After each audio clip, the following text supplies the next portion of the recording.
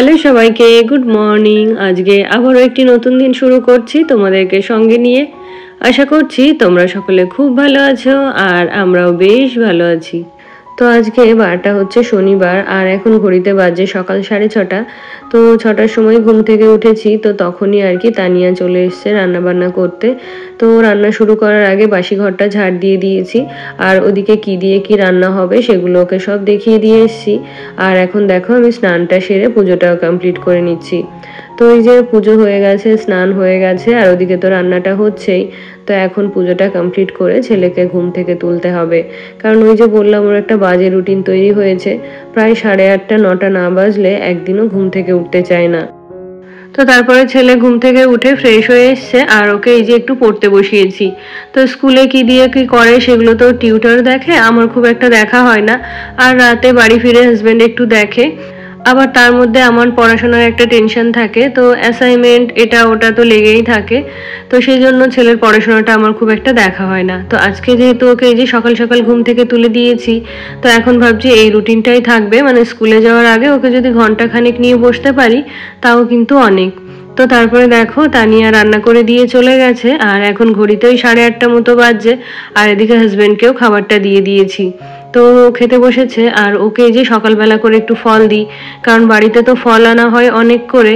তো ও যদি এই যে সকালবেলা ওকে ফলটা না দিই, আবার বাড়ি তো ফেরে রাতের বেলা, তো রাতের বেলা তো ফল খাওয়া যায় না। তো সেই জন্য চেষ্টা করি সকালবেলা খাওয়ার পরে ওকে ফলটা দিতে। আর আজকে তো শনিবার, তো সেই কারণে ছেলের স্কুলও নেই। তো সেই জন্য অন্যান্য দিনের থেকে পড়ার সময়টা একটু বেশিই পাবে। তো কি হয় বলতো, যেহেতু শনিবার আর রবিবার ওর ছুটি থাকে, তো শনিবারও ওই ঘুম থেকে একটু দেরি করে উঠে আর কি খাওয়া দাওয়া করে খেলতে চলে যায়। তারপরে হচ্ছে রোববারে ওই 8টার সময় ওঠে আর 8:30টার সময় ওর অ্যাবাকাসের ক্লাসে বেরিয়ে যায়। তো অ্যাবাকাস থেকে ফিরে এসে ওর আবার গানের ক্লাস থাকে। তো এই নিয়ে শনিবার আর রবিবার সকালের দিকে তো ওর বই পড়াই হয় না, তাছাড়া হচ্ছে বিকালের দিকেও পড়তে বসতে চায় না। তো তারপরে দেখো এই যে ছেলেকে খাইয়ে দিয়েছি আর এখন আমার জন্য ভাত নিয়ে বসে পড়লাম। তো আজকে রান্না করেছে দেখো মিষ্টি কুমড়ো ভাজা, আর করেছে পেঁপে দিয়ে ডাল, আর করেছে আলু সয়াবিনের তরকারি। তো যেহেতু আজকে মাছ ছিল না, তো সেই জন্য আর কি এগুলোই করতে বলেছিলাম। তো ছেলে হাজব্যান্ড খেয়ে দুজনেই বলেছে যে না ভালো করেছে। আর মিষ্টি কুমড়ো ভাজাটা তো আমার ছেলের ভীষণই পছন্দ হয়েছে। ও তো সার্টিফিকেট দিয়েই দিয়েছে যে আন্টি নাকি মায়ের থেকেও ভালো রান্না করে। ওর বাবাকে সেটাই বললো আর কি ফোন করে। তো তারপরে আমি ওকে যখন বললাম যে ঠিক আছে এখন তাহলে তোকে ভালো মন্দ দেখি কে রান্না করে দেয়, যে মা চিকেন ডাক বাংলো করো, মাটন করো, বিরিয়ানি করো, ফ্রাইড রাইস করো, এগুলো কিন্তু আর আমি তোকে করে দেব না। তারপরেও বলল আন্টি তোমার থেকে সামান্য একটু ভালো করেছে, কিন্তু খুব বেশি ভালো করেনি। মানে মায়েরও তো মন রাখতে হবে, তাই না? তো তারপরে দেখো ওদিকে গেছিলাম ছাদে। তো ছাদে তোমাদেরকে বলেছিলাম যে ওই যে কাজ হচ্ছে, রং করা হচ্ছে, তো সেটাই আজকে কমপ্লিট হয়ে যাবে। তো তারপর নিচে এসে নিজের জন্য একটু ফল কেটে নিয়ে খেয়ে নিয়েছি। আর এদিকে দুধটাও চলে এসেছে, তো দুধটা জাল করতে বসিয়েছি। আর এদিকে ও রান্না করে দিয়ে এই যে ওভেন টোভেন সব পরিষ্কার করে দিয়ে গেছিলো, তো ওভেনের ওই ঝিকগুলো আবার পরিয়ে দিলাম। আর টুকটাক বাসন দেখো নিজেদেরই ধুতে হয়, তো এগুলো হচ্ছে কালকে রাতের বাসন আর কি, এর মধ্যে ধুয়ে রেখেছিলাম। তো সেগুলোকে এখন গুছিয়ে তুলে রাখবো।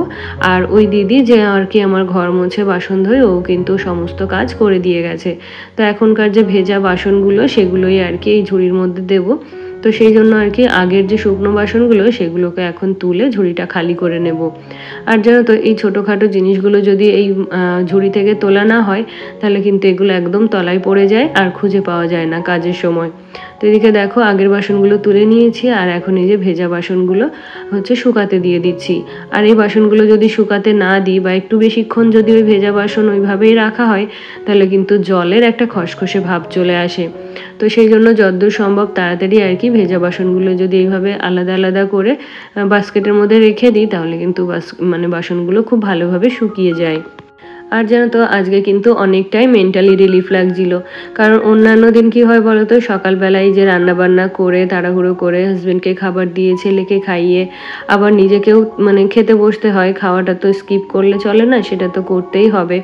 তো জানো তো ভীষণ কষ্ট হয়ে যায়। আর জানো তো আমার তো এই 10 বছর বিয়ে হয়েছে, তো এই 10 বছরে যে আমাকে কেউ রান্না করে খাইয়েছে বা অন্যের রান্না করা ভাত আমি খেয়েছি বসে বসে, বা আমার জন্য কেউ এক থালা ভাত বেড়েছে, এই ব্যাপারটা কিন্তু খুব রেয়ার।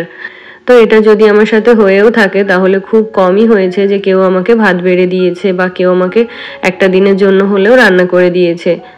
তো আজকে এরকম একটা স্পেশাল ট্রিট পেয়ে আমার কিন্তু ভীষণই ভালো লাগছিল। তো তারপর ওদিকে রান্নাঘরটা পরিষ্কার করে নিয়েছি আর টেবিলের উপর দেখো কিছু খালি জলের বোতল ছিল, তো সেগুলোকেও এখন জল ভরে নেব। আর এদিকে টেবিলটাকেও ক্লিন করে নেব। তো খেয়ে উঠে কি বলতো, ওই যে ছেলে খুব জোরাজোরি করছিল তাই আর কি ছাদে গেছিলাম এই কাজগুলো ফেলে রেখে। তো এখন ঘড়িতেও 11টার মতো বাজছে আর এখন নিয়ে দেখো এই কাজগুলোকে গুছিয়ে রাখবো। আর যেহেতু সকালেই আমার স্নান ধান হয়ে গেছে তাই কিন্তু এখন খুব একটা কাজের প্রেশার আমার নেই। ওই টুকটাক করে আর কি ঘরের কাজগুলো গুছিয়ে নেব। তো এই যে এখানটায় ছেলেকে পড়াতে বসিয়েছিলাম, তো এখন হচ্ছে বই খাতাগুলো গুছিয়ে রাখবো। আর এইখানে পড়াতে বসলে কি হয় বলতো, ও যে রান্না করে ওকে তো প্রায় সপ্তাহখানেক আমাকে সবকিছু দেখিয়ে দিতে হবে কি দিয়ে কি করবে না করবে। তো এখানে থাকলে আমি দেখতে পারি ও কি দিয়ে কি করছে কি না করছে, বা ওর কিছু প্রয়োজন হলে আমাকে বলতে পারে। তো সেই জন্যই আর কি এই লিভিংয়ে আর কি বাবাইকে পড়াতে বসিয়েছিলাম। তো তোমরা অনেকেই আছো যারা আমাকে সুন্দর সুন্দর কমেন্ট করো, তো সেই কমেন্টগুলো যদি আমি সবার সাথে শেয়ার না করি তাহলে মনটাও ভালো লাগে না। তো চলো কাজগুলো গুছিয়ে নিতে নিতে তোমাদের কিছু কমেন্টের রিপ্লাই দিয়ে ফেলি। তো আমার গত ভিডিওতে কমেন্ট করেছিল মৌমিতা বাগ। তো লিখেছে যে দিদি তোমার সঙ্গে দাদা ভাইয়ের সাপোর্ট আছে সেই জন্য তুমি এইভাবে এগিয়ে গেছো, খুব ভালো লাগলো তোমার পড়াশোনার কথা শুনে, ভালো থেকো। তো অনেক ধন্যবাদ বোন তোমাকে। আর তুমি একদমই ঠিক বলেছো, সত্যি যদি হাজবেন্ডের সাপোর্ট না থাকতো তাহলে কিন্তু আমার কখনোই এইভাবে এগিয়ে যাওয়া সম্ভব হতো না। আর সত্যি কথা বলতে এত কাজ করার পরে আর ইচ্ছে করে না পড়াশোনা করি বা বই পড়তে বসি। তো যতটুকু যা করেছি হাজবেন্ড ফোর্স করতো বলেই আর কি আমার পড়াশোনাটা হয়েছে। তাছাড়া জানো তো এই এমএতে বিএডে কম খাতা পেন বা ওই প্র্যাকটিক্যাল বুক এগুলো লাগে না। তো সব কিছুই আর কি হাজবেন্ডই বাড়িতে আমাকে এনে দিত। কখনো একটা পেন কেনার জন্য পর্যন্ত আমাকে দোকানে যেতে হয়নি, সব আর কি ফোন করে হাজবেন্ডকে বলে দিতাম আর আমার যেটা যেটা দরকার হতো ও কিন্তু সব কিছুই আমার হাতে এনে দিত। তারপরে বিএড কলেজের যে মান্থলি ফিসটা সেটাও কিন্তু হাজবেন্ড আমার চাওয়ার আগেই আমার হাতে এনে দিত। আর জানো তো মেয়েদের জীবনে তার বাবার পরে যদি কেউ থেকে থাকে বা তার বাবার জায়গাটা যদি কেউ নিয়ে থাকে তাহলে সেটা হলো তার হাজবেন্ড।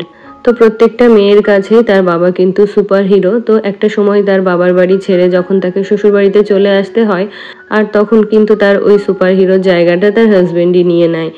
আর প্রত্যেকটা মেয়ের ক্ষেত্রে কিন্তু এটাই হওয়া উচিত, কারণ একটা মেয়ে শুধুমাত্র খাওয়া পড়ার জন্য বাপের বাড়ি থেকে শ্বশুর বাড়িতে আসে না। তো সে তো সকলের সেবা যত্ন করবেই, তারপরে গিয়েও কিন্তু সে একটু চায় যে দিন শেষে তাকে কেউ একটু কেয়ার করুক বা একটু যত্ন করুক বা ভালোবেসে দুটো কথা বলুক।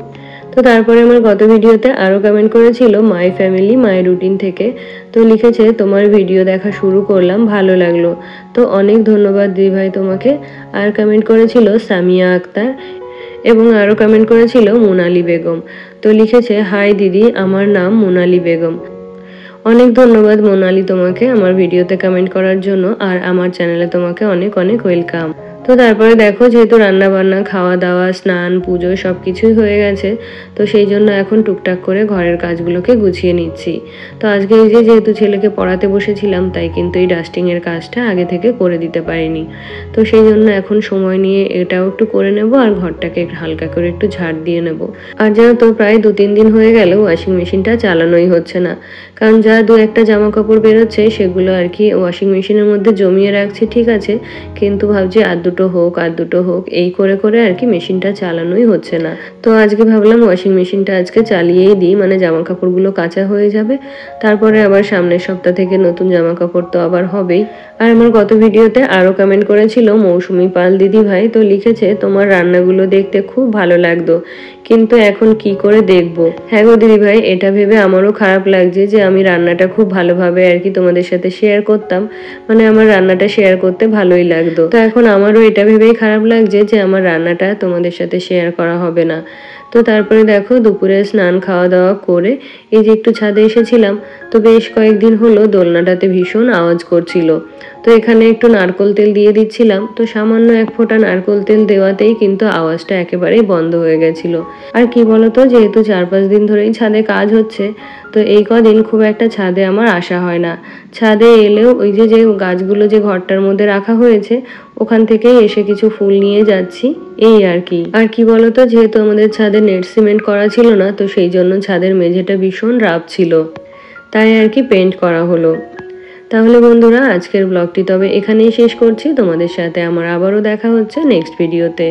টাটা।